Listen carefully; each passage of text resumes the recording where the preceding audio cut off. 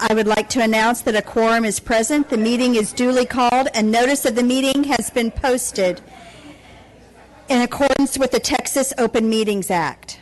The time is 6 p.m. The following board members are in attendance: Dr. Betty Bonner, Michelle Alcatab, Dr. Stacy Barker, Allison Lasan, Sheila Taylor, Jenny Prosnick. Trustee Catherine Sells is unable to attend this evening's special board meeting. I've asked board member Dr. Bonner to lead us in prayer. Dear Lord, come now into this place and hear our pleadings for your wisdom and guidance this evening as we discuss and determine the best path forward for Lewisville schools. Please focus our attention and our energy on the best thing for kids and their learning and their care. We know that you have commanded us to be strong and have good courage, to not be afraid or be dismayed, and you are with us where we go. And we thank you for your merciful and graceful hands on the schools of Lewisville. It's in your Son's name we pray. Amen. Amen. Please join us in the Pledge of Allegiance and the Texas Pledge. I pledge allegiance to the flag of the United States of America and to the republic for which it stands, one nation, under God, indivisible, with liberty and justice for all. Honor the Texas flag. I pledge allegiance to thee, Texas, one state, under God, one and indivisible.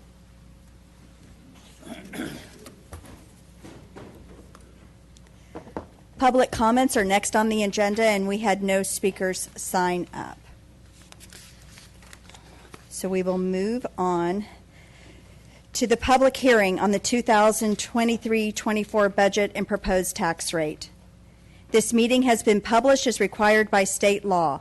After the presentation, anyone wishing to speak to the proposed budget and or tax rate shall sign up on the sign-up sheet provided at the entryway. Speakers shall have a maximum of 3 minutes, and remarks shall be confined to the appropriation of funds as contained in the proposed budget and or the tax rate. Ms. Maloney, the floor is yours.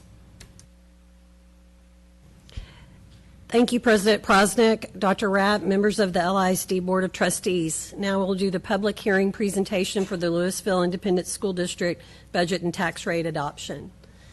Our agenda tonight, we'll go over some of our budget guidelines, our timeline, our budget parameters, some staff information, the tax rates and the impact in our community, our FY24 proposed revenue and expenditures for the general operating fund, the child nutrition fund, and the debt service fund. We'll look at our fund balances, and then we'll look at our proposed budget. First, we're going to look at some budget guidelines. Although the board is only required to adopt the budgets for the 199, 240, and 599, we monitor and provide monthly updates to the Board of Trustees on all of our funds. But this evening, for budget adoption purposes, we will be looking at the general operating fund, child nutrition, and debt service. The process for the budget started in December of last year, and the key milestones include adoption of the compensation plan on May 1st, our debt management plan work this summer. We formed a board committee for CE local policy revisions, which we'll speak about a little bit later, and our many property tax updates along the way. Here we have our parameters.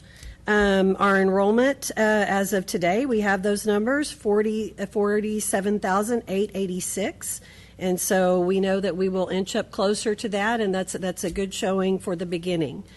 100K exemption, that's how, of certified values, that is where we get our tax collections.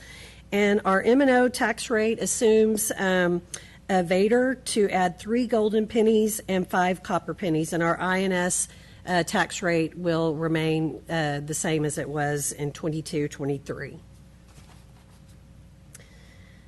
We also have to say that during this same time period, the basic allotment has stagnated at $6,160 per student. Special program weights have not been adjusted even after the Special Education Committee recommended adjustments for testing reimbursement funding based on enrollment and other weight adjustments. And for districts to provide the same level of support provided in 2019, the basic allotment would need to increase by over $1,200 per student. And you can see all of the inflationary price increases since FY20 and then the starting teacher pay there.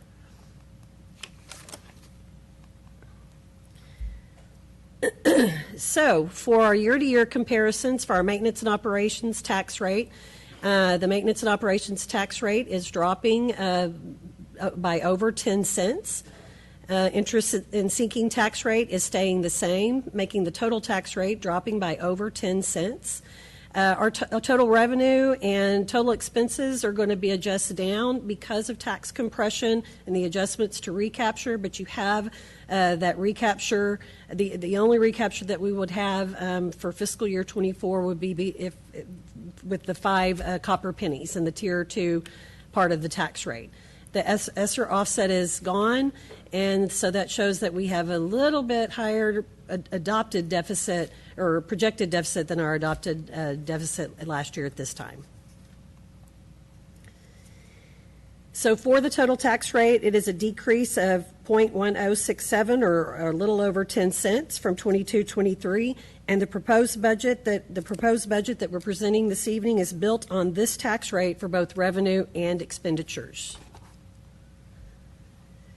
For the local taxpayer impact, we have the 22-23 average taxable value of a residence, and that's based on the tax rate last year.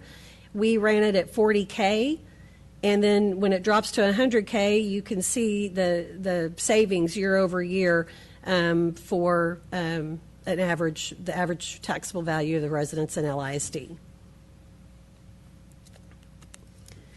So now we will look at the proposed revenue expenditures for the general fund, child nutrition, and debt service fund.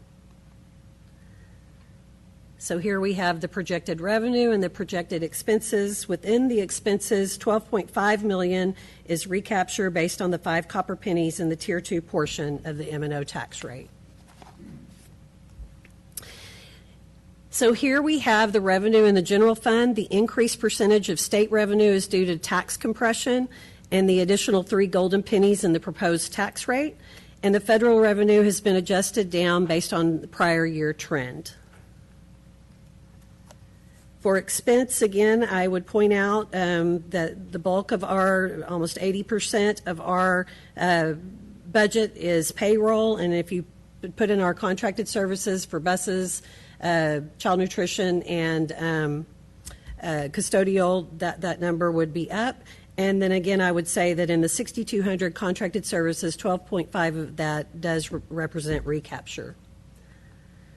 So when we look at, this is our recapture history here in LISD, and we have to point out that the state of Texas has an estimated $33 billion surplus for the current fiscal year, and since 2018-19, we've sent back over $200 million in recapture to the state. So due to tax compression, recapture in fiscal year 24 is limited only to the additional Tier 2 pennies. We are, in the child nutrition budget, we are assuming a deficit budget due to the continuation of the spend down plan, which includes continuing those incentive payments that we've talked about for our employees, upgrading service lines, purchase recycling units, and replacing aging equipment. What we're seeing on the revenue side in the child nutrition budget is a normalizing balance of local and federal revenue. This is our second year to be off of universal free for all of the students.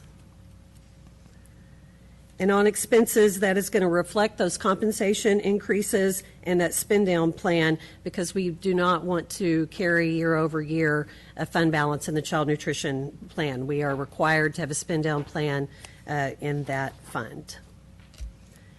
For debt service, we are assuming the same tax rate and expecting a surplus. Our defeasance plan, which we'll talk a little bit about later on tonight, is part of our debt management plan for 23-24. We'll have an order to defease that so we can show our community our commitment to our community and our taxpayers that we pay debt off early in LISD as we're able to do so. So the expenses on the debt service side reflect our payment and our interest, and that other debt service would be our debt management plan to pay off bonds early.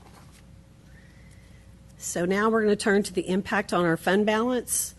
Our board committee came together this summer to revise CE Local to include fund balance parameters for the general fund and the debt service fund. And in the general fund, our new parameters are to maintain unassigned fund balance in an amount equivalent to 3 months operating expenditures, less recapture, as its annual minimum fund balance. And on the debt service side, we kept those parameters the same to maintain unassigned fund balance in an amount equivalent to 10% of the annual debt service payment.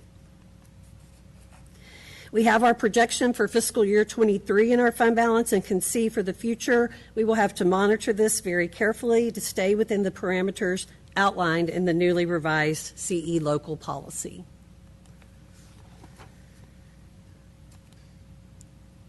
So for the proposed 23-24 budget, we adopt at the function level, which you can see in all three funds there. And I'll close just with some highlights for the 23-24 budget.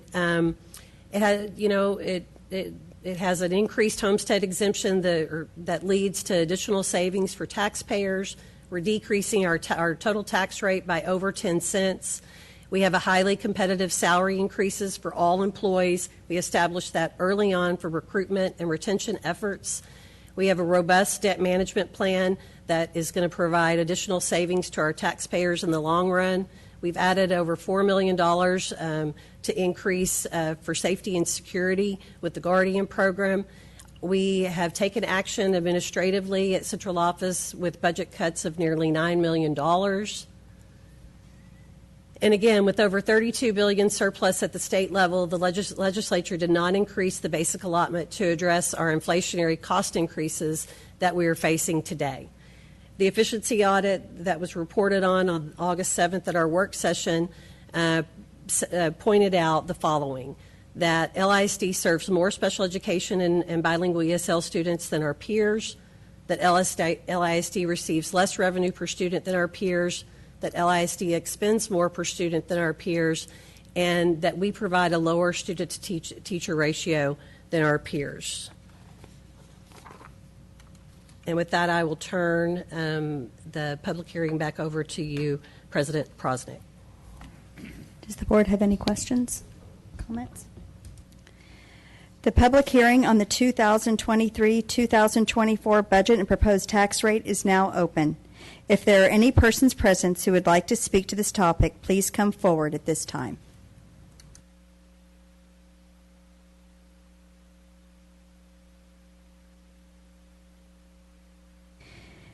Since there are no comments, I declare this public hearing closed. We'll move on to discussion items. The One Vision Task Force recommendations, review of board policy, CCA, legal, and bond issues. Ms. Maloney.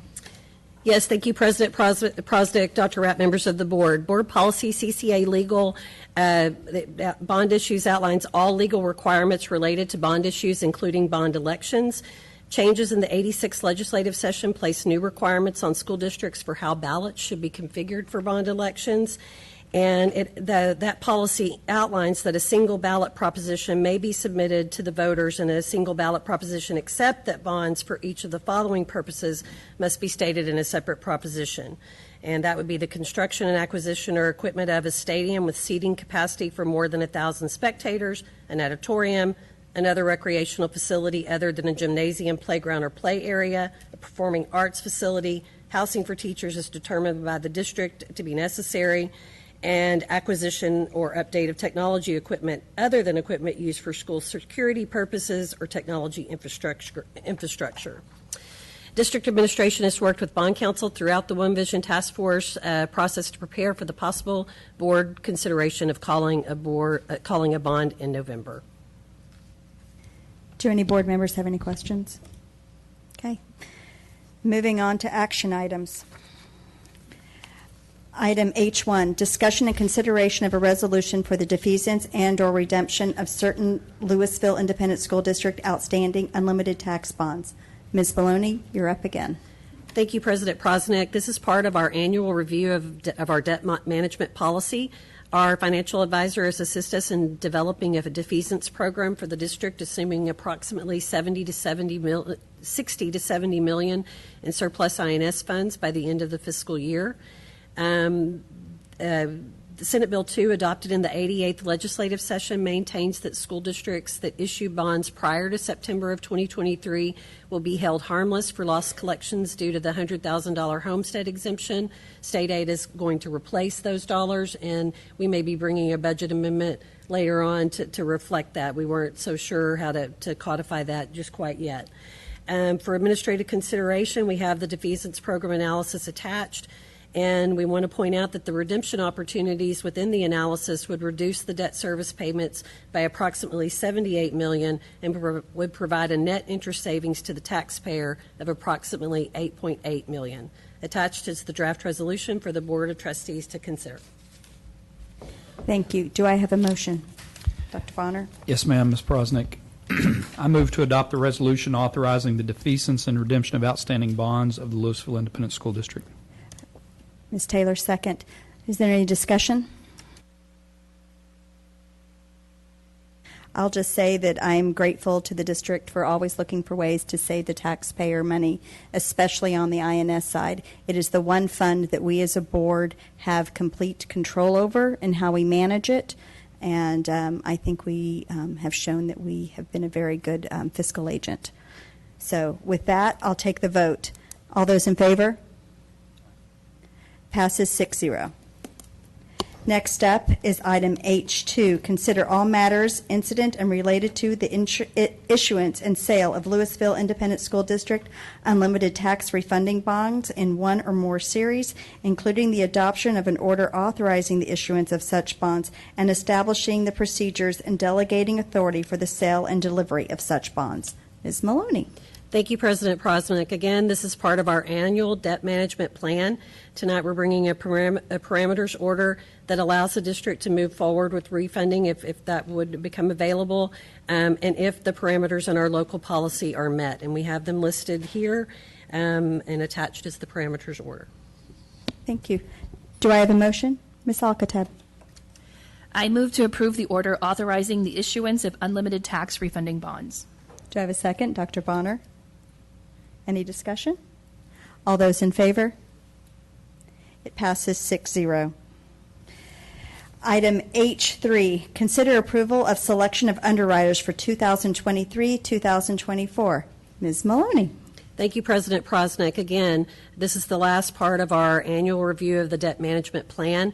Board policy CCA local includes parameters for the selection of underwriters and evaluation of their performance after a transaction.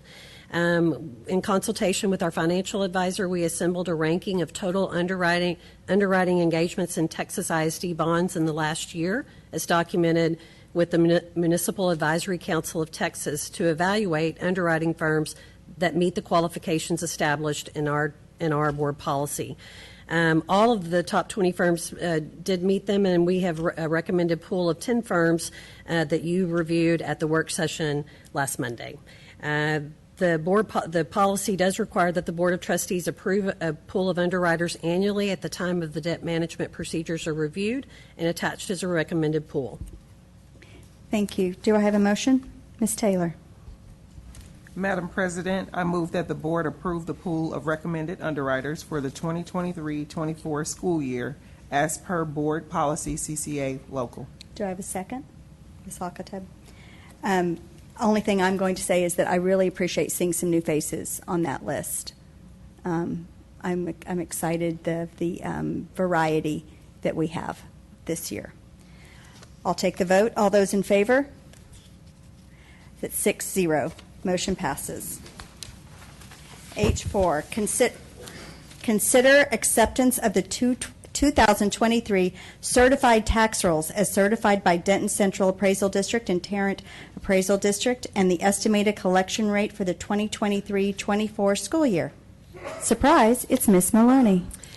Thank you, President Prosnick. The tax code requires that the chief appraisers to prepare and certify the property tax appraisal rolls of taxing entities by July 25th, and we did receive certified rolls from both Denton Central Appraisal District and Tarrant Appraisal District. Very glad of that. It's different from a year ago for sure.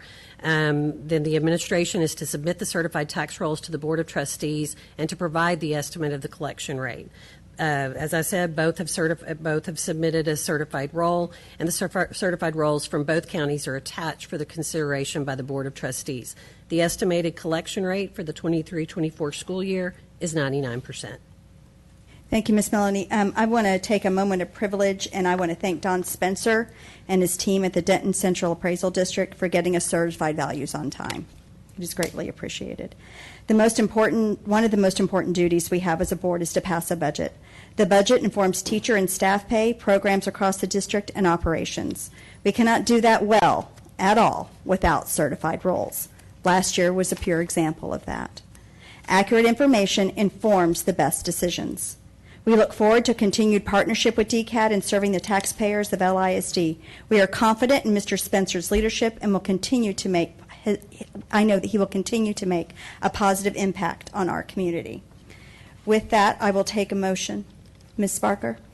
I move that the board accept the 2023 certified tax rolls as certified by Denton and Tarrant appraisal districts and acknowledge receipt of the estimated collection rate of 99% for the 2023-24 school year. Second, Dr. Bonner, discussion? All right. All those in favor? Passes 6-0. H5, consider adoption of the 2023-24 budgets for the General Fund, Child Nutrition Fund, and Debt Service Fund. Ms. Maloney. Thank you, President Prosnick, Dr. Rapp, members of the Board of Trustees for the Lewisville Independent School District. The general fund budget incorporates the district's anticipated revenues and appropriations for the 23-24 fiscal year in support of the education of students at an anticipated enrollment level of approximately 49,000 students.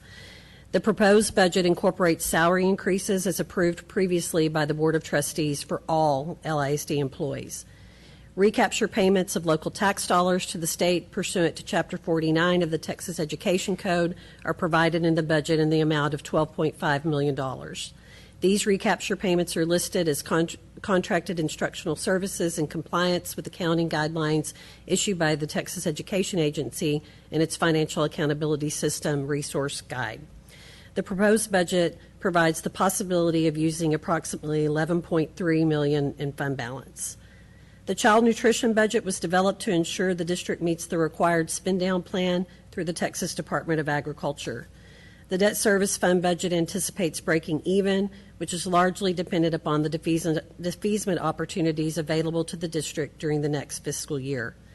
The associated maintenance and operations and INS tax rates will be adopted on August 16, 2023, following the adoption of the 23-24 budget. The proposed 23-24 general fund budget includes the passing of an 8-cent VATRE, tax collections based on a $100,000 homestead exemption, which both will require voter approval in November 2023. An additional 1867 tax compression, which it will be the 10.67 after you add the 8, based on the passage of Senate Bill 2. Based on the outcome of the November ballot measures, additional amendments may be necessary. Thank you. Do I have a motion? Ms. Lasan. I move that the board adopt the General Fund, Child Nutrition Fund, and Debt Service Fund budgets for the fiscal year ending August 31st, 2024, as presented. Second, Ms. Taylor. Any discussion? All those in favor? Vote carries 6-0. H6, consider approval of the 2023-2024 maintenance and operations tax rate and the 2023-2024 interest in seeking debt service tax rate. Ms. Maloney. Thank you, President Prosnick, Dr. Rapp, and members of the LISD Board of Trustees. The 23-24 tax rates needed to support the general fund and debt service fund budgets are presented for board consideration. Although the tax rate is seen as one rate, when sent to the taxpayer, it contains two parts. the maintenance operations portion used to support the district operations for the current year, and the interest and sinking portion dedicated to retiring bonds previously approved by LISD voters. The M&O rate is recommended to be reduced by 0.1067 from 0.859 to 0.7492. This rate exceeds the capped rate by law and will require voter approval. The INS rate is recommended to stay the same as fiscal year 2023 at 0.3809. The total tax rate for 23-24 is recommended to be decreased by 0.1067 from 1.2368 to 1.1301 per 100 in taxable value. This year's levy to fund maintenance and operation expenditures is less than last year's maintenance and operations tax levy. Texas law requires specific language in the ordinance and in the motion made to adopt the ordinance that sets the tax rate as follows. This year's proposed tax rate exceeds the no new revenue tax rate. The vote on the ordinance, resolution, or order setting the tax rate must be a record vote, and we'll talk about that no new revenue rate in just a minute. This year's proposed tax rate exceeds the voter approval tax rate and will require voter approval. In accordance with Tax Code Section 26.05B, the following language is also recommended for the motion to adopt the tax rate that you see there. The following presents information about the three tax rates. Last year's tax rate is the actual rate the school district used to determine property taxes last year. This year's no new revenue tax rate would impose the same local taxes as last year if you compare properties taxed in both years. So really you're subtracting out any new property and improvements for the tax rate based on last year. This year's proposed tax rate exceeds the voter approval tax rate and will require voter approval. In each case, these rates are found by dividing the total amount of taxes by the tax base, the total with adjustments as required by state law. The rates are given per $100 of property value. State law is silent on any requirement to notify the public that locally collected taxes are required to be paid to the state in recapture payments, and the state funding is decreased to offset the increased tax revenues collected by LISD. The Commissioner of Education has approved the district's plan to reduce the district's revenue level in excess of entitlement for 23-24 and has notified the district it may proceed with its tax rate adoption process. The recommendation is below, and the required language is included in the ordinance. Thank you, Ms. Maloney. Do I have a motion? Ms. Alcatab. I motion that the property tax rate be increased by the adoption of a tax rate of 1.1301 per $100 of property value, which is effectively a 7.20% increase in the tax rate.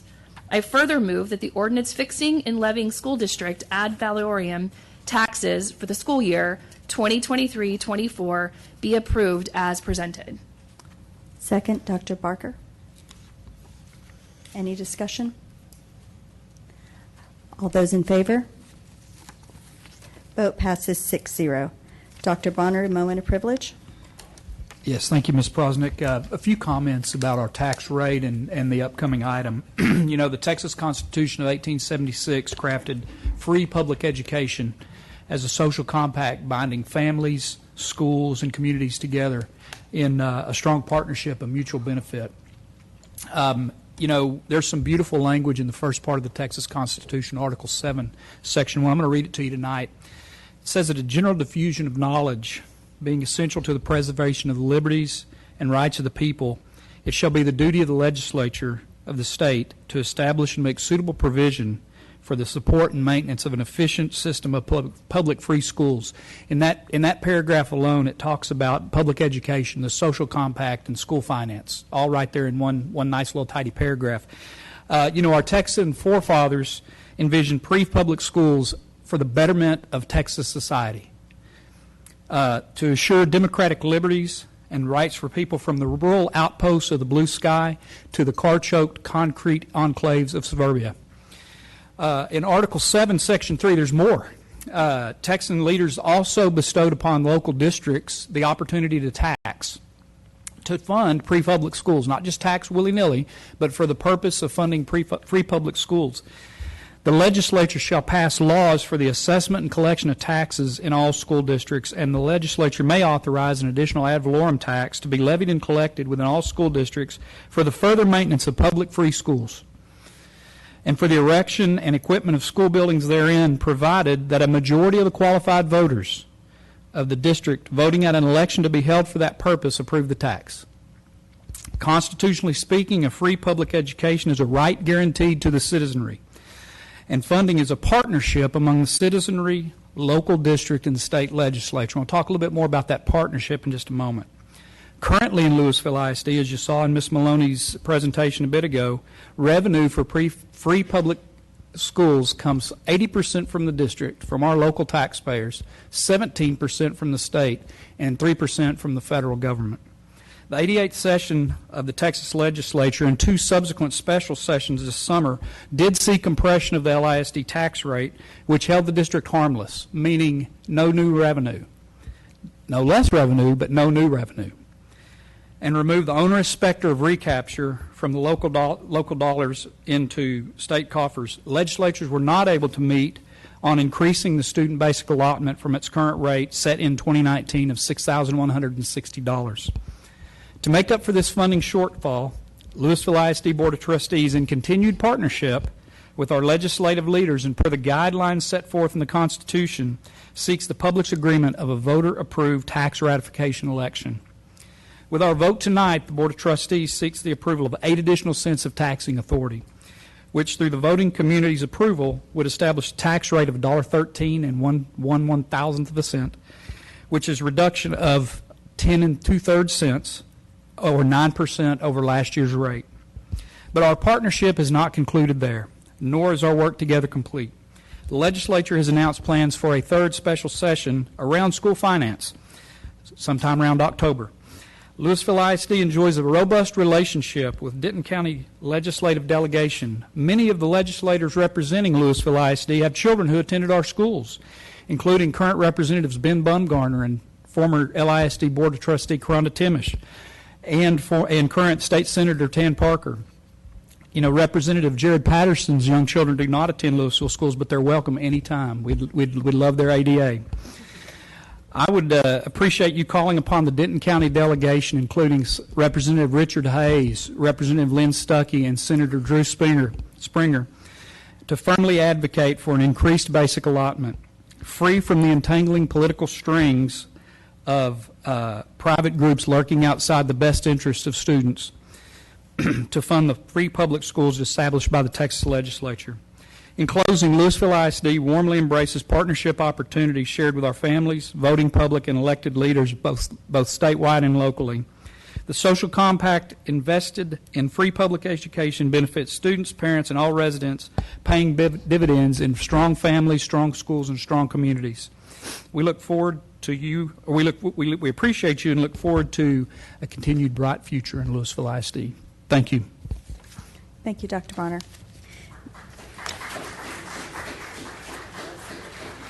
Moving on to H7, consider adoption of an order calling for a voter-approved tax rate election. Dr. Rapp. Thank you, Madam President, members of the board. We're going to talk this evening about, as Dr. Bonner referenced, the voter approval tax rate ratification election. As we take a look at the surrounding districts, we provided this information as well into our One Vision Task Force when they convened, as we were also educating them about the financial challenges of the school district, that the majority of the school districts surrounding us have gone out for a VADER, and those few districts with the hash marks there in that diagram are the ones that have not. Lewisville ISD being one of those. There are considerations that you have to keep in mind when you go out for a VADER. There are timing restrictions. A VADER has to be held in a November election only. You have to conduct an efficiency audit, which, as Ms. Maloney referenced, the board got results of that at the work session. You have to consider the recapture impact as you consider those copper pennies and their impact to the budget. You have to also take into account property tax relief and the information that we've had from our legislature related to that. And then, of course, we know as a board you've been studying since last spring the state funding formula and just how that has been designed to provide districts access to additional revenue through those golden and copper pennies. The context for us as a school district, and Dr. Bonner referenced this in some of his remarks, and Ms. Maloney also referenced this in her budget presentation. There's been no increase of the basic allotment since 2019, so that doesn't allow for an adjustment for inflation since 2019. A VADER is the state formula mechanism for LISD to increase per student funding without that increase to the basic allotment. We would face a $48 million deficit, which would impact our ability to sustain the competitive pay provided to staff by this board and maintain student instructional and extracurricular opportunities and our programs of choice. LISD is already taking steps to reduce central office budgets for fiscal year 24. We reduced those by 15%, and we continue to address budget constraints collaboratively and together as an organization through staff attrition and right sizing based on those enrollment numbers. Additional pennies approved by the voters will provide approximately $37.5 million in additional revenue and, as we've said this evening, would result in a double-digit tax rate decrease for the LISD taxpayers. So if there was a successful VADER, you can see there a $1.13 tax rate. That would be 3 of the golden pennies and 5 of the copper. And I've circled a magnifying glass on that 10 cents decrease, and that is a double-digit decrease to the tax rate for the taxpayer. So I'm going to turn it over to Ms. Maloney to take us through the steps that we've completed in order for you all to consider tonight the order calling for this election. It is good to see more green check marks than not. So these are the steps that we have taken to get to this point. We have our certified values. We received our maximum compressed tax rate. We published our notice of hearing to discuss the budget and the proposed tax rate. We completed our report on the efficiency audit. We've approved our certified appraisal rolls and approved our budget this evening, and we have adopted the tax rate that exceeds the voter approval tax rate requiring voter approval through a VADER. We would, if this measure passes, to call a VADER, we would post and publish the notice of the election and the early voting election day, and then canvass the election. So if the Board of Trustees adopts a tax rate that exceeds the district's voter approval tax rate, the registered voters of the district at an election held for that purpose must determine whether to approve the adopted tax rate. Our CCG legal policy outlines that the Board of Trustees shall conduct an efficiency audit before seeking voter approval to adopt said tax rate. And we did complete that and reviewed that with you all on August the 7th at our work session. Publication of the notice of the public meeting to discuss the budget and proposed tax rate has been made. It's required by law. And the Board of Trustees has set the district's tax rate at $1.1301 per $100 of taxable assessed valuation, which is a rate that exceeds the district's voter approval tax rate, and therefore the Board of Trustees is obligated to call an election to ratify such tax rate. Thank you, Ms. Maloney. Would someone like to make a motion? Ms. Taylor? Madam President, I move to approve the order calling a voter approval tax rate election, also known as a VADER. Do I have a second? Ms. Alcatab? All those in favor? Passes unanimously 6-0. Next up on the agenda is H8. Consider approval for final year-end 2022-2023 budget amendments. Ms. Maloney. Thank you, President Prosnick. State law requires the district to adopt a budget prior to the beginning of the fiscal year, which is September 1st of each year. Budget amendments are required when a need exists to increase or decrease the general operating, child nutrition, or debt service budgets. This is our final amended budget. Budget amendment number 3 is a transfer budget from various functions to Function 71 for that new requirement for GASB 87 and 96. Budget amendment number 4 is adjusting the debt service budget to match the actuals for 22-23. The final budget amendment includes our May 2023 cash defeasements and refundings. We'll see some of these come again next year, as well with the possible amendment to adjust the for state hold harmless funding. Would someone like to make a motion? Dr. Barker. I move that the board approve budget amendments 3 and 4 for the general fund and debt service fund as presented. Do I have a second? Ms. Lasan? All those in favor? Passes 6-0. H9, consider adoption of an order calling a bond election. Dr. Rapp. Madam President, members of the board, as we've been discussing for a while now with the work of the One Vision Task Force, we know that bonds provide money for the district through that INS tax rate to address maintenance, repair, and life cycle replacements. They help address transportation need through the ability to purchase buses and address safety and security enhancements and upgrades, instructional technology, and then fine arts and athletics projects. And all of these things were considered when the One Vision Task Force presented their recommendations to the board. We know that the work of the task force was aligned with the cornerstones and objectives of our school district, that these projects will help us engage students and meet individual academic needs. They will help us create those safe and engaging environments that our community has come to expect and deserve. They'll help us manage resources in a fiscally responsible way, and ultimately, we all want to come together as one Lewisville ISD, that connected culture of community that engages together through purposeful communications. All of this work has been aligned to those cornerstones and objectives. We know as a part of that work of the One Vision Task Force, we studied recent bond elections that have surrounded us, beginning last year in November 2022 and then May of 2023. We can see all our neighboring districts that have recently been out for a bond election, and then those that held bond elections prior to November 2022. So tonight you're considering the projects that were brought forward being broken up into 6 different propositions. The general proposition, the instructional technology equipment proposition, the athletics and recreation and facilities proposition, the natatoriums, which of course we call our East Side and West Side aquatic centers, our stadiums, and indoor multi-purpose facilities for a total of $1.23 billion.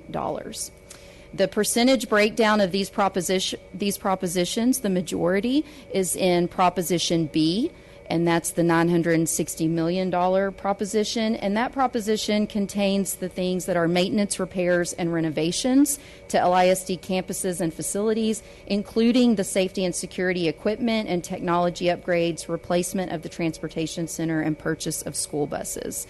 And then Proposition C, the instructional technology equipment, focuses on those devices for our students and staff.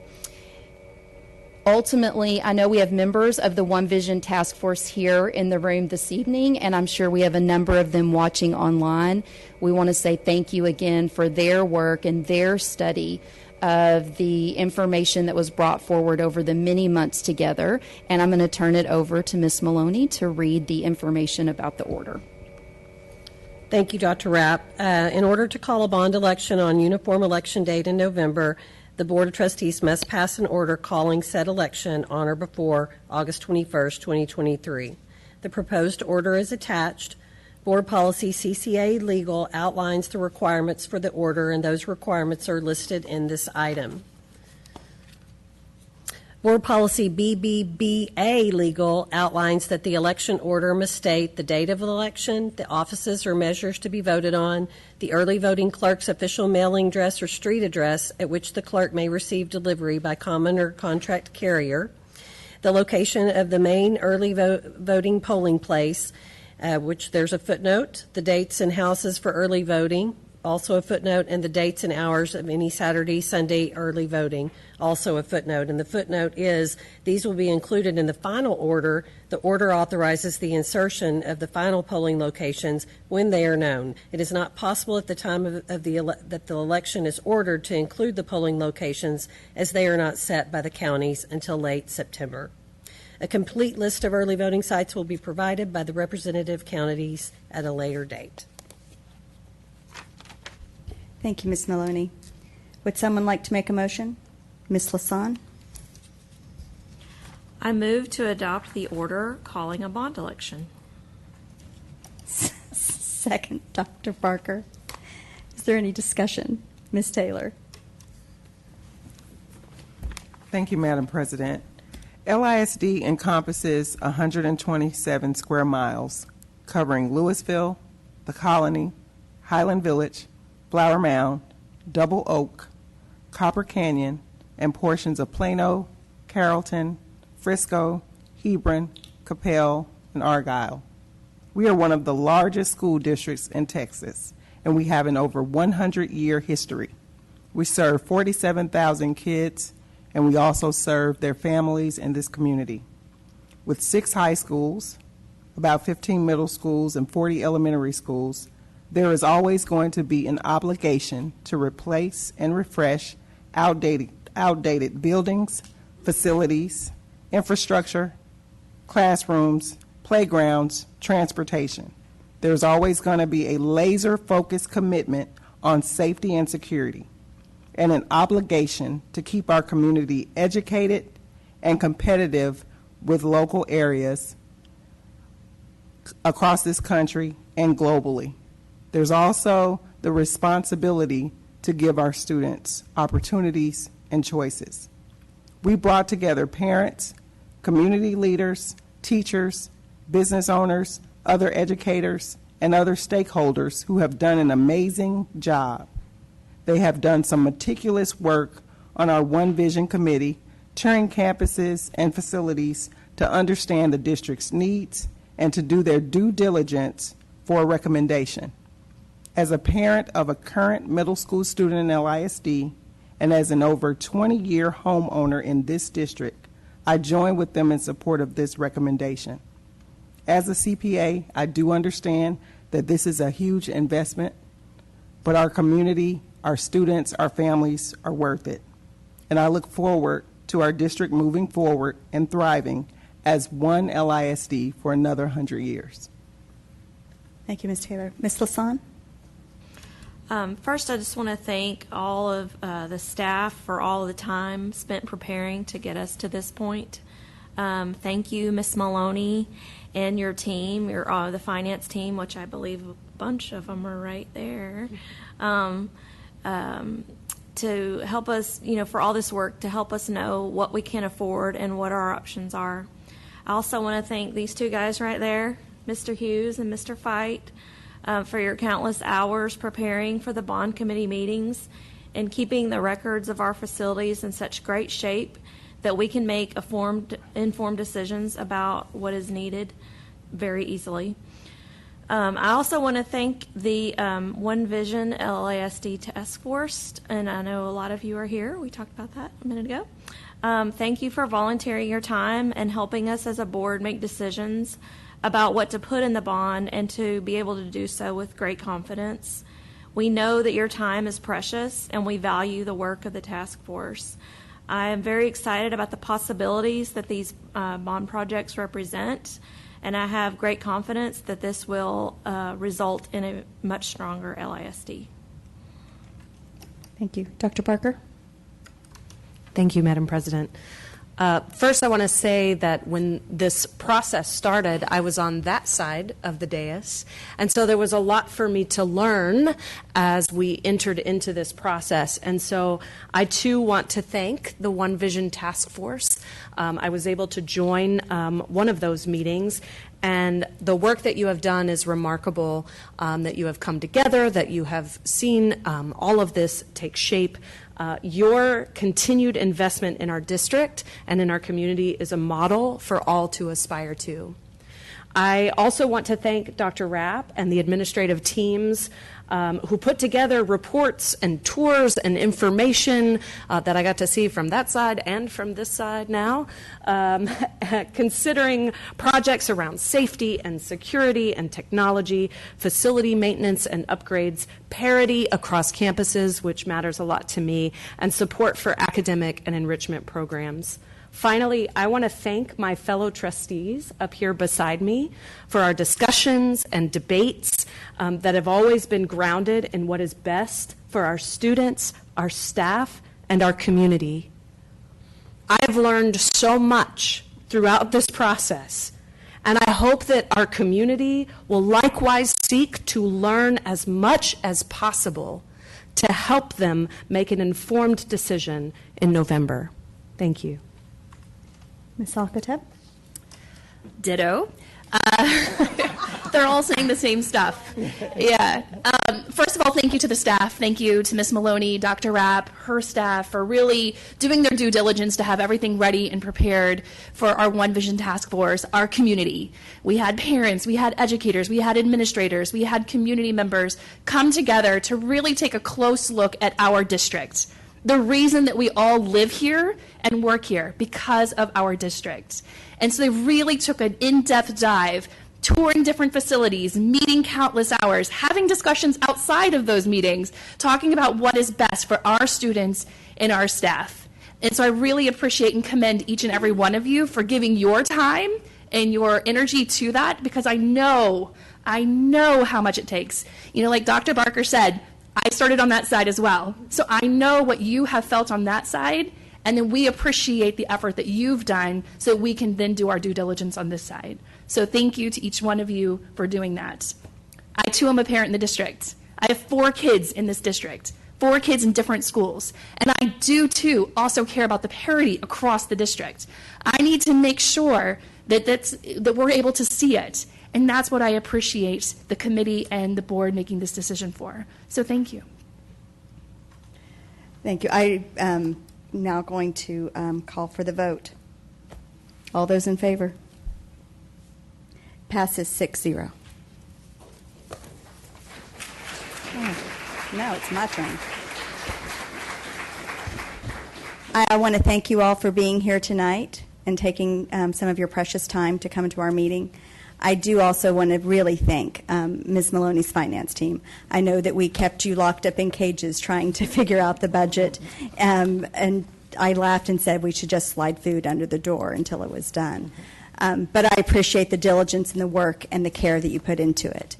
I said earlier that we can't make good decisions with bad information, and you all have always brought us the very best information, and I thank you for that. I thank Mr. Fite, excuse me, I thank Mr. Fite and Mr. Hughes for their work with the One Vision Task Force and also providing that information. I thank Mr. Garrett for providing the information on safety and security, Mr. Colbeck on technology, Ms. Gall on learning and teaching. Every part of this district works together as a well-oiled machine, and I hope that you, as you sat on the task force, you were able to see that. Tonight, we began the process of moving forward with the bond innovator election. Over the next few months, there will be plenty of opportunities to get information, and the district is a resource for all the facts. We are excited about sharing the information with you, and we look forward to the coming months. There being no further business, this meeting is adjourned. Have a pleasant evening. The time is 6:53 p.m.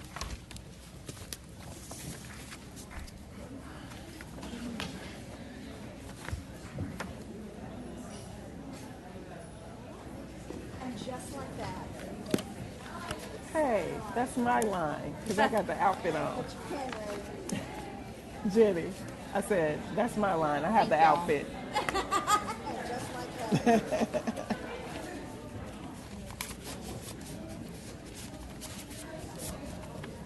All right. 4th board meeting done for the week. Oh, gosh. There's a lot going on. Only 2 for Lewisville.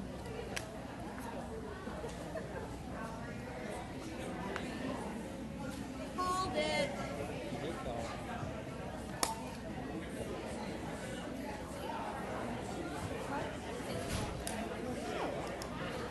I'm signing on behalf of Yes, where it says buddy. Catherine.